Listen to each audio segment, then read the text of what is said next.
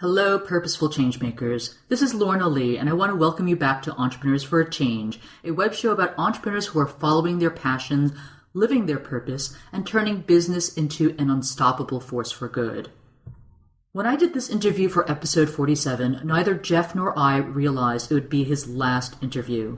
Jeff Klein, CEO of Working for Good, Executive Director of BeingHuman.org, award-winning author of Working for Good and It's Just Good Business, evangelist of Conscious Capitalism and evolver of humanity through conscious business, passed away in June 2014.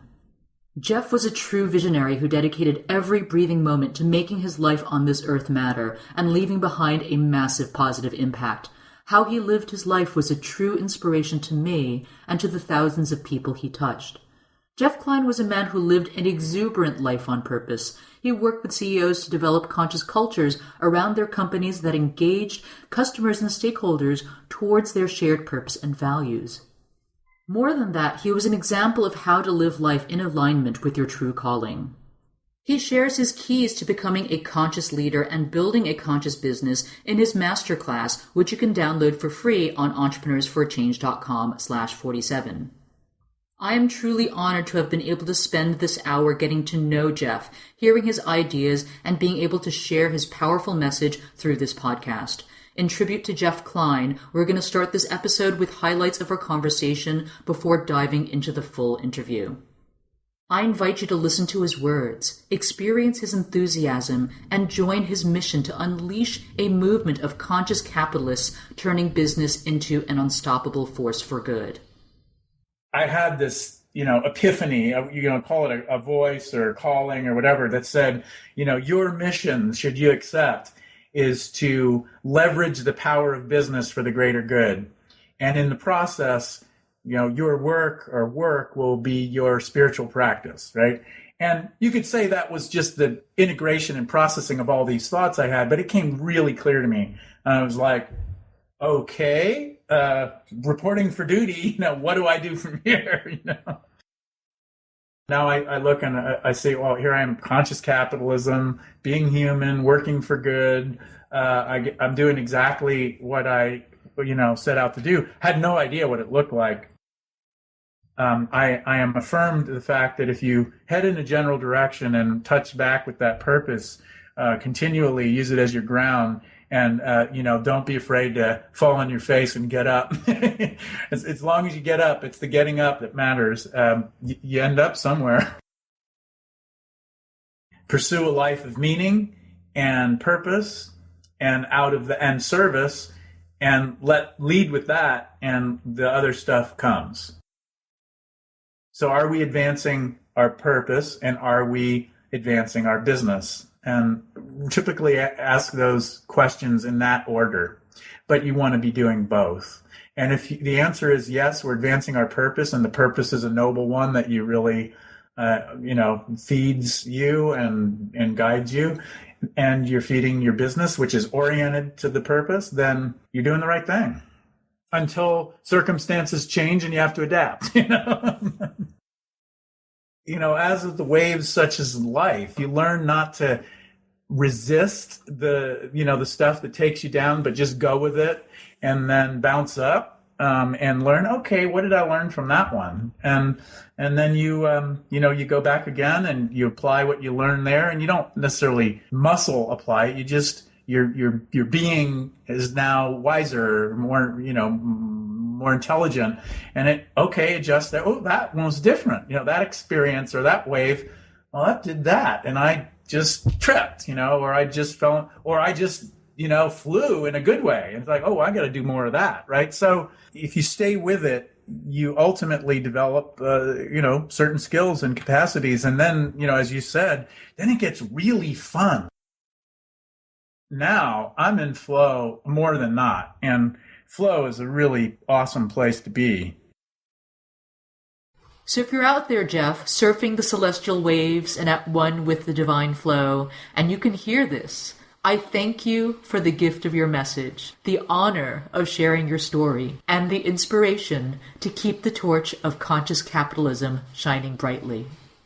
Tools, people, and resources mentioned in the interview can be found in the show notes at entrepreneursforchange.com/47. Are you ready to be the change? If so, you've come to the right place. You're about to join a movement of entrepreneurs who are empowering people, saving the planet, and turning their passion into profits while creating the lifestyle of their dreams. If you don't believe us, check out our website at entrepreneursforchange.com, a place where you can be inspired, mentored, and supported by a tribe of change-making entrepreneurs just like you. Now, before diving into the interview, I want to encourage you to rate, review, and download Entrepreneurs for a Change on iTunes. This really helps us reach more people with inspiring stories of entrepreneurs who are changing the world. Also, if these stories inspire you to start a world-changing business of your own, head over to our website at entrepreneursforchange.com and download the Business Changemakers Toolkit to get a jumpstart today. Now on to the show. Hi, Jeff. It's such a pleasure to connect with you on my podcast. I have to say it's been quite some time that you and I have crossed paths in the San Francisco Bay Area sustainable business space. So I'm really glad to have this opportunity to get to know you better.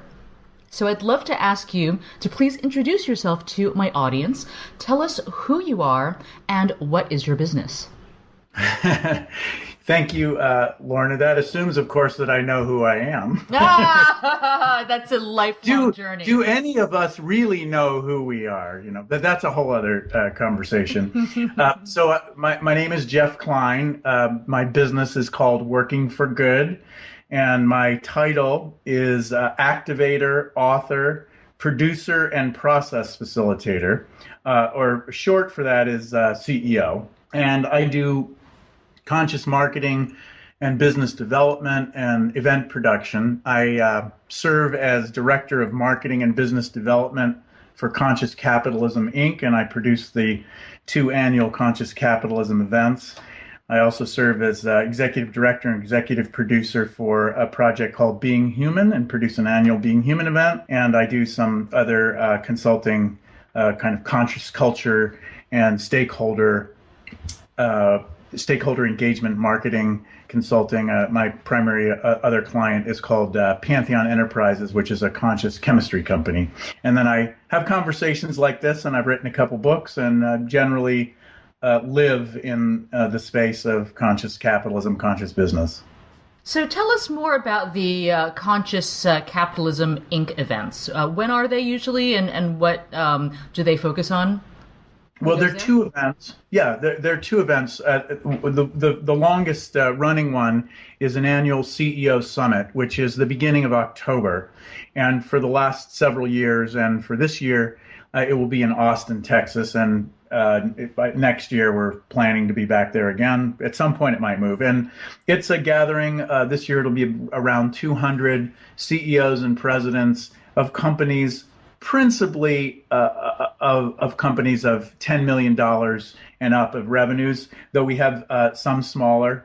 Most of them are mid-market companies, and then we have some large, including large publicly traded companies. And the focus there is advancing people's understanding and practical application of the principles of conscious capitalism. And as much as anything, it's really an opportunity to come together with a peer community. The spring event, which is in April, it was in San Diego this year, San Francisco last year, and next year it will be in Chicago, although you're the first person that knows that outside of the very small operating team. We haven't booked it yet, but anyway, it'll be April in Chicago.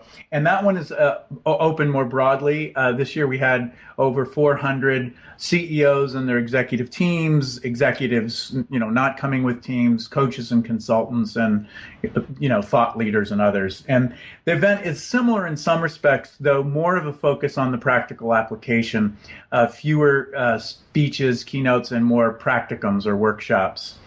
And both of them, really, community is a essential piece, just bringing together great people who learn with and from each other, and just to enjoy being with each other and kind of give each other juice. Wow, that sounds really exciting. So I'm going to make sure we get Conscious Capitalism onto our events resource list so that folks out there who want to connect with like-minded business professionals know where to go. Great. So tell me more about beinghuman.org.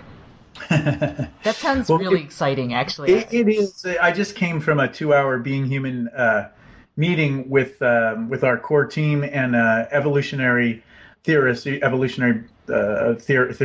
from Seattle named Brett Weinstein, who spoke last night on sexual evolution. Really fascinating conversation. Really looking at where we are as human beings, as a collective, in our just kind of state of being and consciousness. And one of the things that Brett said was, what we tend to do as a species and have for thousands of years is we operate using the wisdom of previous generations, kind of the elders and ancestors program. And then we get to a place where the context, the complexity of the world around us is such that the old ways of doing things don't work anymore, and that forces us to kind of wake up and open to a higher level of consciousness and come up with a whole new paradigm or whole new way of orienting. And the Being Human project is really looking at the question of, well, we say the science and mystery of human experience. Why do we experience life the way we do, both individually and collectively, and where might we be heading? So that's what the project is about, and we bring together scientists and philosophers and people who are curious to explore these questions. This year we have our annual event. We're doing an evening series in San Francisco, and then we have our annual event on November 8th. Dan Gilbert, the author of Stumbling Toward Happiness, and is one of the leads of that event. So that's a snapshot. Wow, that sounds so exciting. I'd love to just kind of dig in more to some of the topics that you guys cover. So I'm so curious. So what was the take on human sexuality? Well, it was interesting because what Brett did was showed us some of the underlying patterns in nature, in other species, and how and why they evolved. And then looked in some cases, human beings do things reverse. But the bottom line, so to speak, is that the combination of evolution and what we're given through evolution, and then our perception are the things that kind of define our experience of sex, and of our sexual relations. So there's both understanding, why did things develop a certain way, why did certain behaviors emerge, and then what is our relationship to those behaviors. And if we recognize, for instance, that women's sexual behavior is driven by their biology and the fact that they're carrying, a baby for 9 months and then they're pretty vulnerable afterwards, etc. And men, one of the things that drives males in all species is knowing that their genes are carried forward. So in some species, it immediately, right? Like if there's a hard egg, like a chicken or something, the egg comes out, it's yours. You don't have to worry about it. But with human beings, you don't know for 9 months, or you may never know. So there's more of an incentive from a biological genetic standpoint to just spread the seed, around. So there are things like that. And if you understand that these are the kind of evolutionary drives, then you can understand your behavior. And by understanding your behavior, you can either be okay with it, or you can exercise, some sort of discipline or actions that mitigate, those natural drives. So it's complex. I'm trying to make it as, it's a little simple, but it's complex stuff because there's so many factors and forces. I'll say this, and having the conversation with Brett this afternoon, one of the most fascinating things that he said is, and he was looking at the difference between the various species of birds, for instance, on the Galapagos Islands, how the same, general, bird type, they're literally a different species.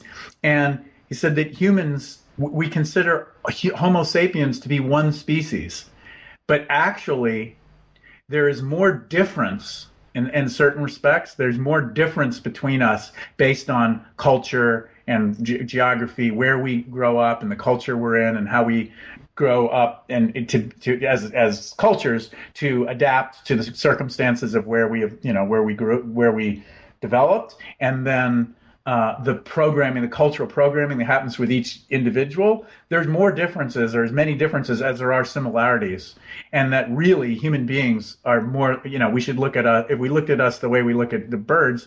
There's more than one species. It's not one species. It was a really interesting, fascinating insight, which helps us to understand why the differences are so profound and deep. And you look at some of the cultural conflicts, etc. They're different animals almost. So it was really interesting.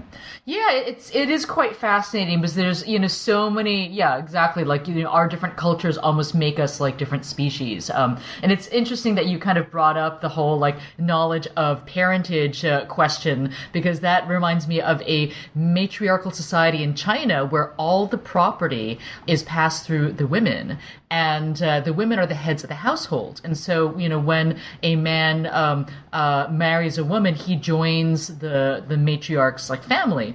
And the reason why like property and the lineage is passed through the woman is because and it was pretty simple for them. You don't really know who the father of your child is, but you sure as hell know who the mother is. That's right.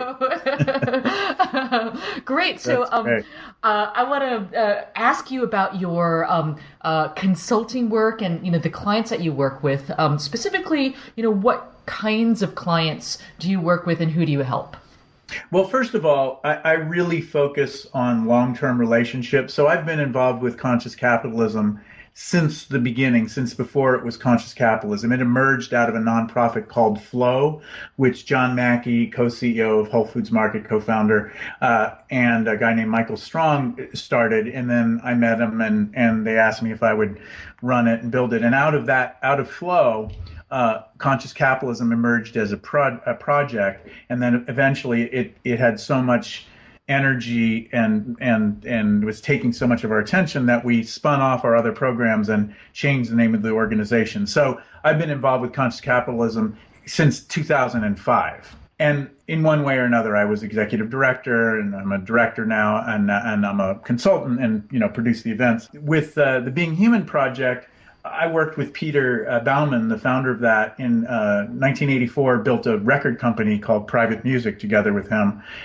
worked together for 7 years. And then again, in the 90s, we did a project in southern Baja, Mexico together. And a few years ago, he asked me if I would run his foundation, and out of that emerged the Being Human project. So that's, years, and in some ways you could say decades.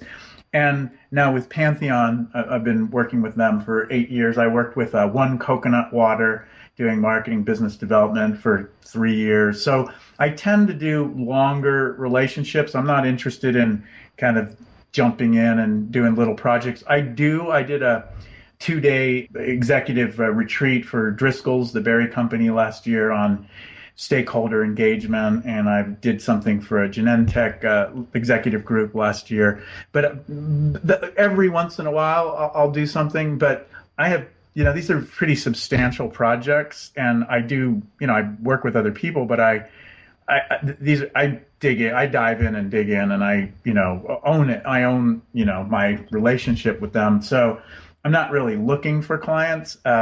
It's more about continuing to serve others through the work of my clients.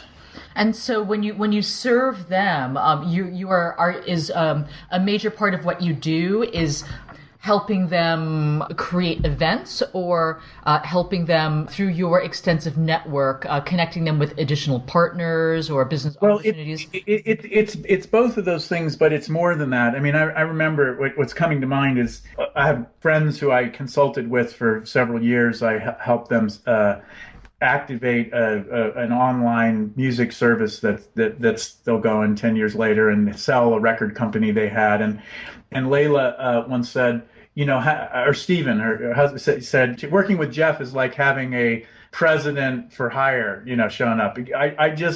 I become a part of the team, even if I'm called a consultant, and just play an integral role in the overall development of the organization, its process, its projects.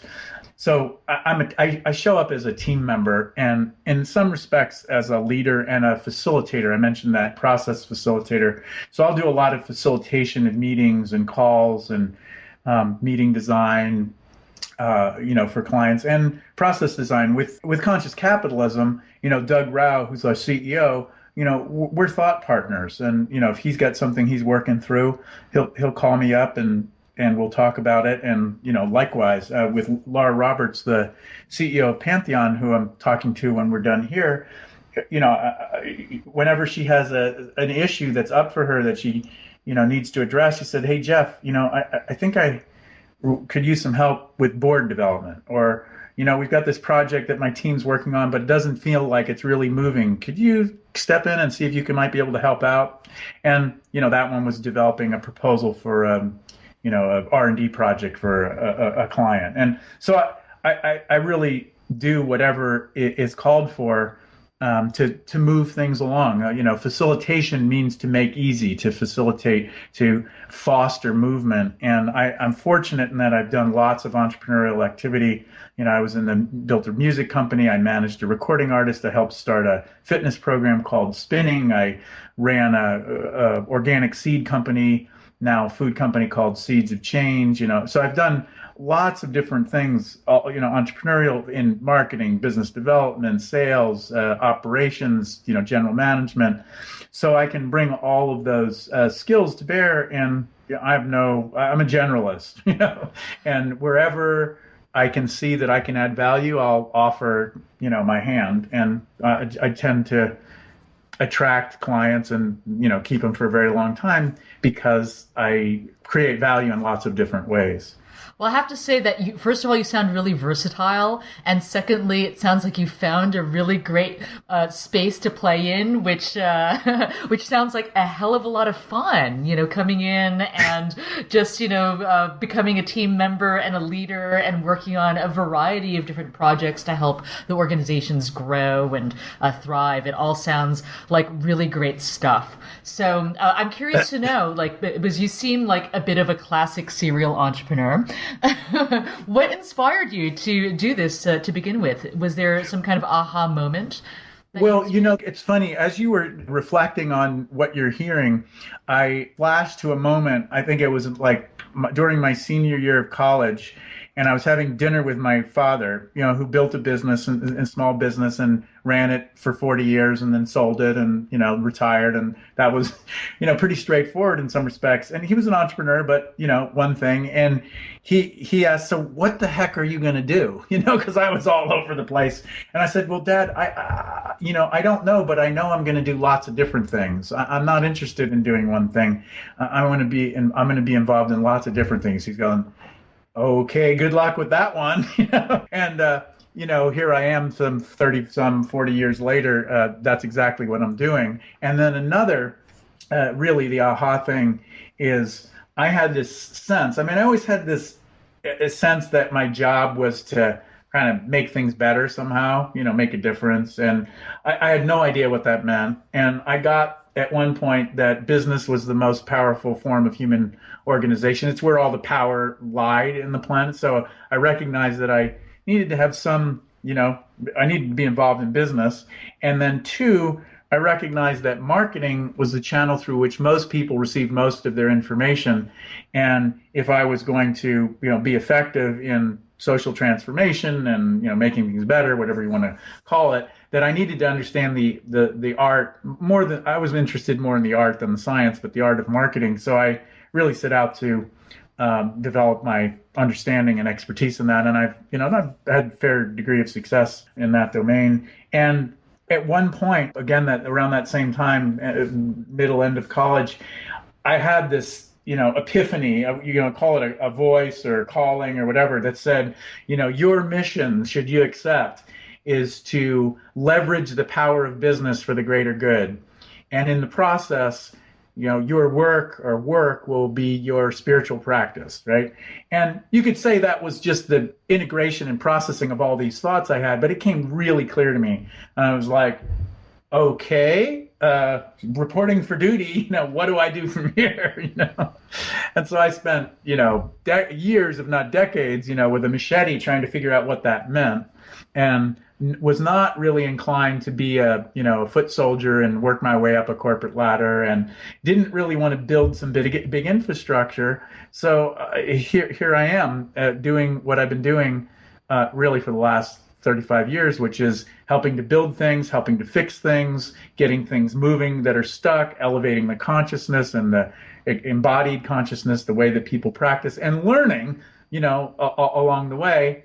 And, now I look and I say, well, here I am, conscious capitalism, being human, working for good.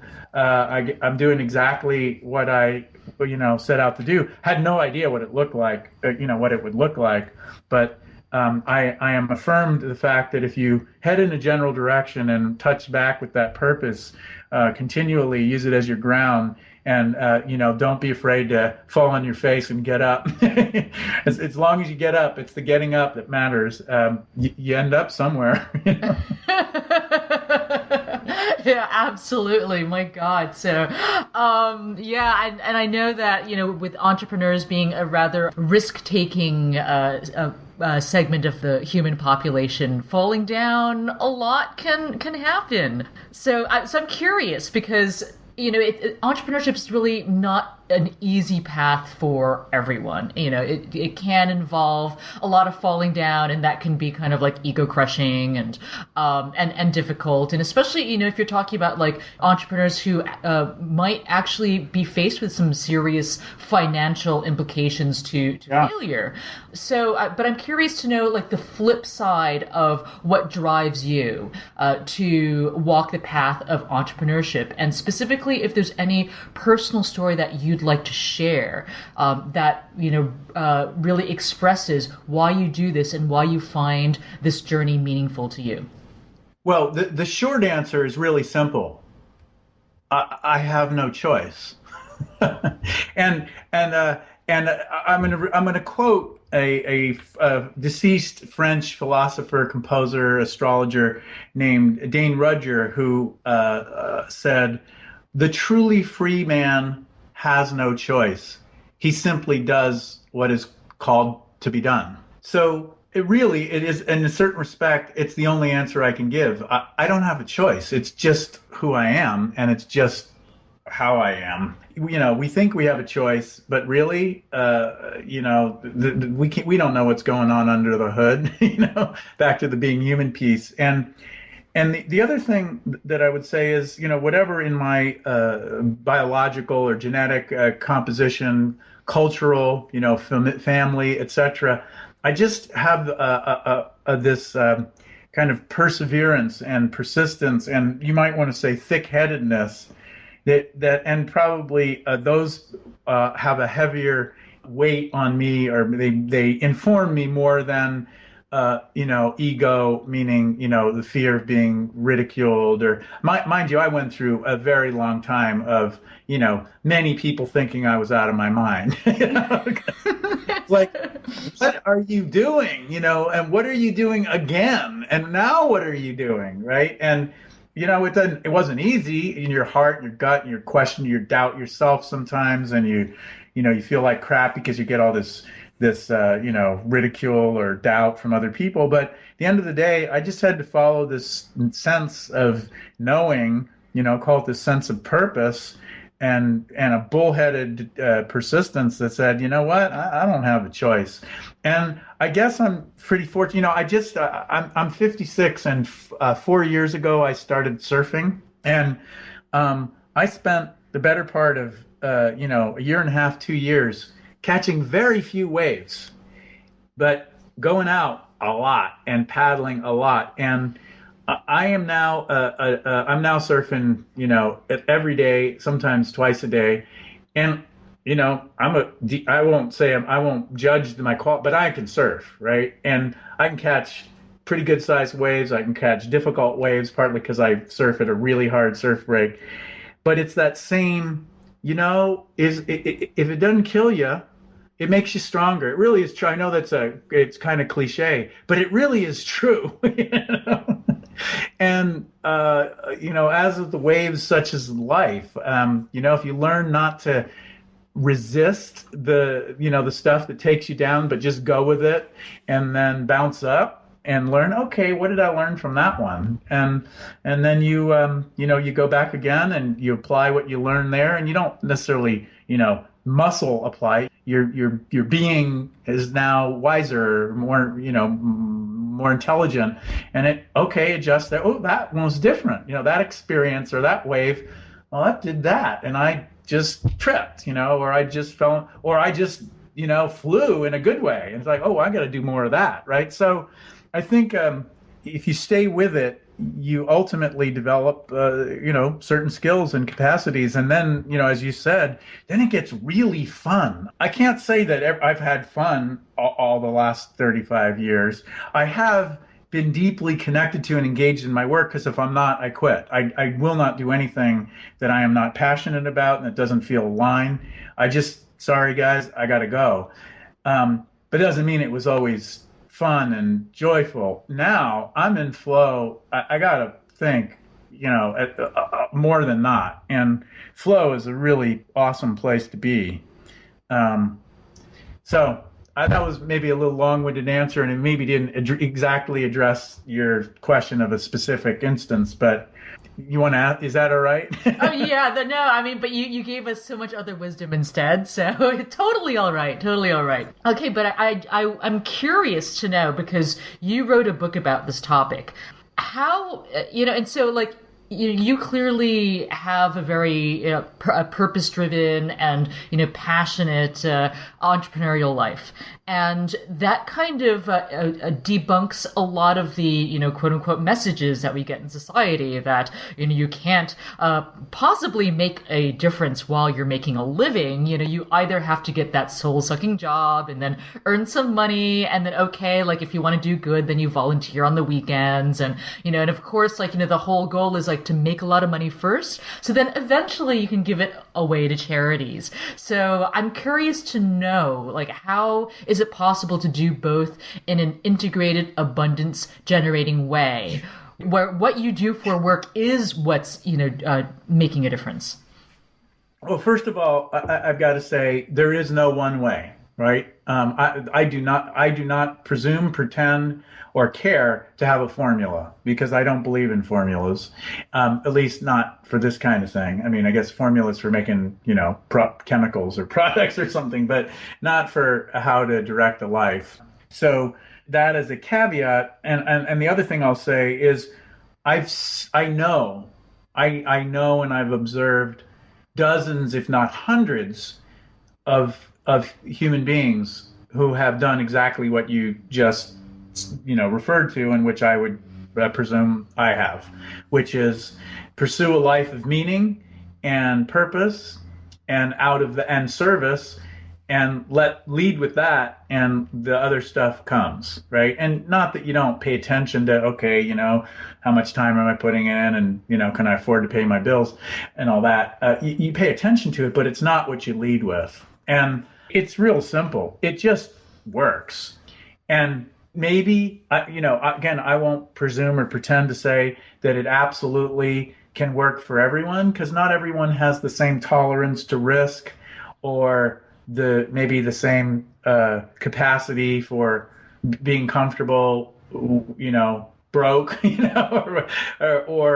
or maybe they have a family and they just need to make sure that they're making a certain amount of money, and whatever it is, whatever the reasons are. Not everyone can necessarily do this, but I think more and more people can, and I would observe that more and more people are. And the millennials, for instance, certainly all research done about them, it says they absolutely require that the companies they work for and buy from, etc., share their values, and that they want both. meaning and money, right? Now, the extent to which their behavior follows their beliefs, it's obviously not 100% because it's not with anyone, but there is this general orientation towards an expectation that, well, we're both, right? We both do good, and we both, take care of ourselves and enjoy life, and and elevate the physical circumstances of our lives. And I think that's an increasing expectation. And I can say this without any reservation or hesitation, that there are hundreds, if not, well, there are thousands, but I know of hundreds and hundreds of businesses that are orienting this way, where the businesses themselves are saying, we exist for a purpose, and we're here to create value for everyone, for all of our stakeholders, for our customers, our employees, our vendors, our investors, the communities we do business with, natural ecosystems, etc. And we're going to care for people and, support them to continue to learn, grow, and develop. And in that process, you create a really healthy ecosystem, which is fruitful, right? Healthy ecosystems put out a lot of fruit meaning whatever the fruit is. And so they're financially abundant. So I think that more and more people are going to be doing business, working this way. And in part because more and more businesses are going to do business this way, which means they're going to be encouraging people to have purposeful work. And they're going to look for people who resonate with their purpose and who have a passion for being alive in their work. And the whole, ultimately, it'll be the predominant pattern. So you could say, well, it's not the way it is, and it's not what we're told. Well, that's fine. It's an old story, and that old story is, the book is falling apart, and then a new story and a new book is being written and created. Mm-hmm. Yeah, gosh, I certainly hope so, because we do need to make a shift in terms of how we do business, especially since since business has such a powerful impact on our planet and on humanity. Yes, it does. Gosh, I feel like I have so many more questions for you, but let's start to wrap up this interview as well, because we're running out of time. So quickly, you teach 3 courses on conscious business on entheos.com. Can you tell us a little bit more about them and what students might be able to get from the coursework or program? Yeah, and I'm about to record a couple more courses there, but the 3 that I've recorded, actually I did some earlier ones as well, one on working for good and conscious awareness, but the 3 that I recently did are how to become a conscious leader, how to cultivate a conscious culture, and how to build a conscious business.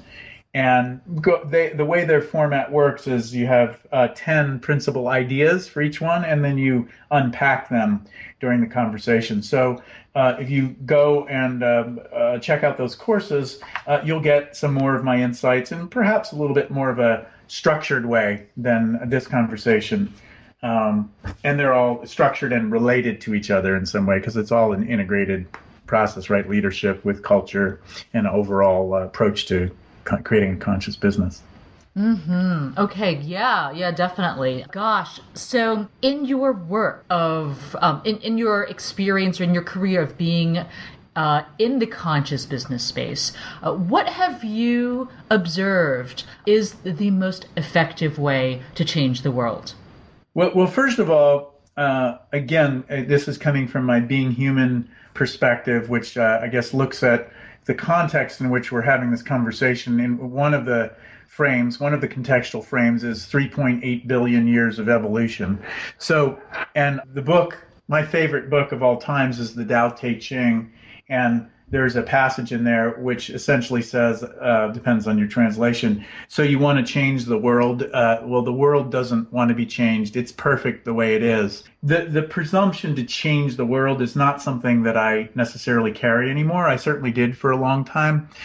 Rather, my orientation now is to ride the emergent waves in the evolutionary unfolding, and perhaps ride and the extent to which our joining with the waves amplifies them, and accelerates their expression, then if this wave that's emerging of, call it conscious business and finding better ways to survive and propagate and flourish as a species and as individuals and cultures, if putting our attention and energy and cultivating something helps it emerge, then that's what we're doing here. So that's the context, and the best way is whatever works for you, and ultimately, literally whatever works, and we'll know better whatever works,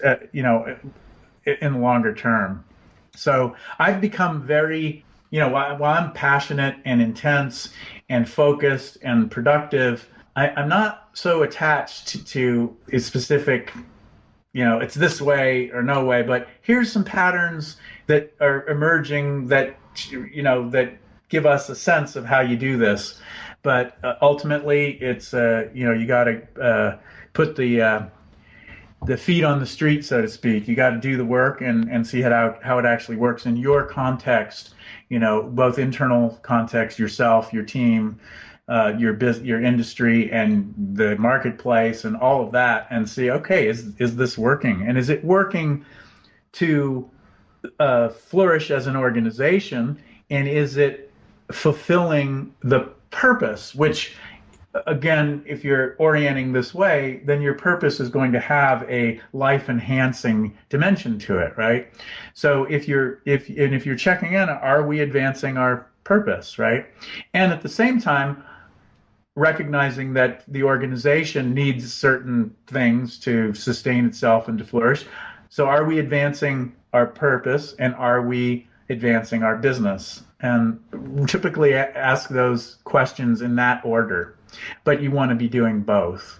And if the answer is yes, we're advancing our purpose, and the purpose is a noble one that you really, feeds you and guides you, and you're feeding your business, which is oriented to the purpose, then you're doing the right thing until circumstances change and you have to adapt, Great. Well, thank you so much for sharing with us your wisdom and experience. How can we best stay in touch with you, Jeff? Best place is probably workingforgood.com. And then, of course, there's consciouscapitalism.org and beinghuman.org. All right. Well, great. Thank you so much. And you have a beautiful day. You too. Thank you, Lorna. Thank you. Thanks, folks, for listening to the Entrepreneurs for a Change podcast. If you enjoyed this episode, please help us reach more people with inspiring stories like this one by giving us a 5-star rating in iTunes. If this podcast inspires you to join the movement of change-making entrepreneurs, we'd love to give you a jumpstart with our free Business Changemakers Toolkit, which you can download at www.entrepreneursforachange.com/join. If you have a change maker in mind you'd love for us to interview, go to entrepreneursforachange.com/suggest and tell us who and why. Finally, feel free to stop by facebook.com/entrepreneursforachange to share your thoughts and say hello.